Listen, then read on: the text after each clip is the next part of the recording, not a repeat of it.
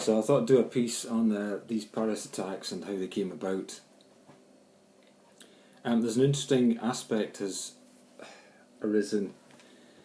Everyone's on about security and beefing up police forces, and in Britain they're talking about spending an extra 12 billion in the UK on the defence forces, and you know, all that. It's all about guns and fighting and stuff like that. Okay. I've got to point something out. There's a lot of people saying, and I said this a while ago about jihadi women. I say it about jihadi women coming from Bradford, taking the whole families to Syria and stuff. It said how bad things were in Bradford for a woman, that they would rather take their kids on a dangerous trip and illegal trip, really. It's frowned upon by the UK government, let's put it that way. They take their whole family to Syria and risk their necks out in that dust bowl. Who knows what kind of conditions, being passed round from jihadi to jihadi as some kind of willing sex slave, volunteer, you know, and they get to handle guns and stuff. Compare that with their life in Bradford. Okay, the same thing seems to go for young men, young Muslim men, in deprived areas like Molenbeek in Belgium's been mentioned a lot. Certain areas of Paris, Saint-Denis presumably isn't that great. And I've heard several commentators, and that's in Dateline London, so there's Gavin Esler presents that, and there's guys on there, Arab guys saying this.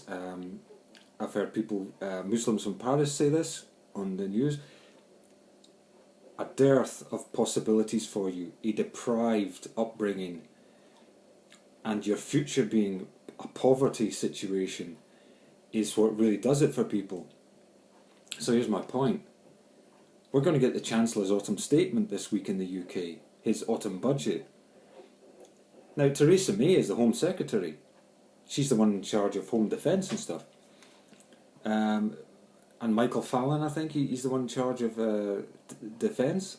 You might think these people are important in the UK for security. I would suggest you they're not. They're absolutely secondary to George Osborne, the Chancellor of the Exchequer.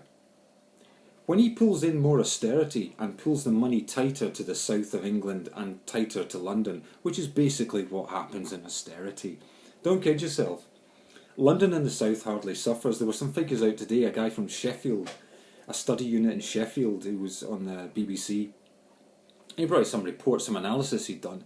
It showed that Sheffield had dropped by 14% for productivity, output, whatever you want to call it, compared to Oxfordshire.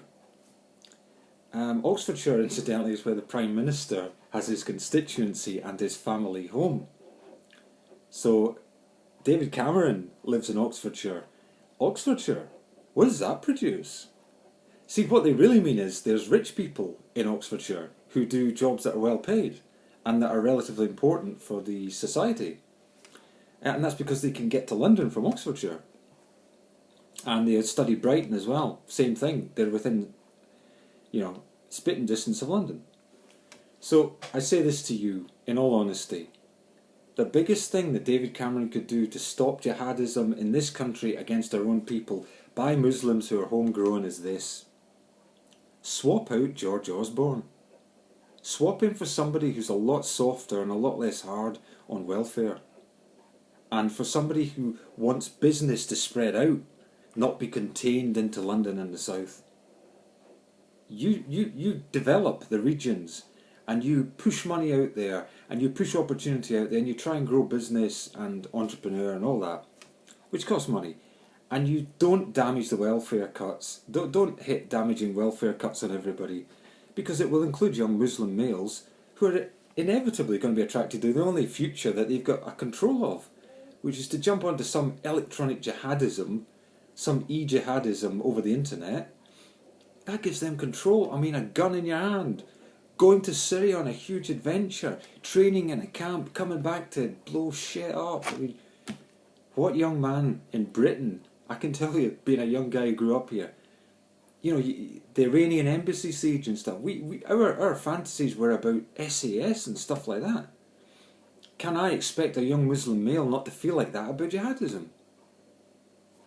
Give them other opportunities. The best thing David Cameron can do is to sack George Osborne and put Ken Clarke in charge, probably. somebody who's a bit softer and who understands a little bit more, what the Tories would call wets. George Osborne is going to do more to control how dangerous jihadists, homegrown extremists are, Muslim extremists are in Britain than Theresa May or Michael Fallon ever will. And they're in charge of the police and the defence forces, the UK armed forces. It's about the money and helping the poor to have a future. That will stop jihadism at home more than anything else. Molenbeek, you want to avoid that in Britain, which basically for Molenbeek, you've got Bradford. It's dead easy. Give people a better opportunity in life instead of crushing them all the time. They're going to turn to who offers hope, and if that's a murdering load of cowardly scum, they'll turn to them. Okay? That's it. It's about the money. It's not about police forces and armed forces. That's okay for hitting back, but you want to prevent it. It's all about the Chancellor of the Exchequer. Finance Ministry.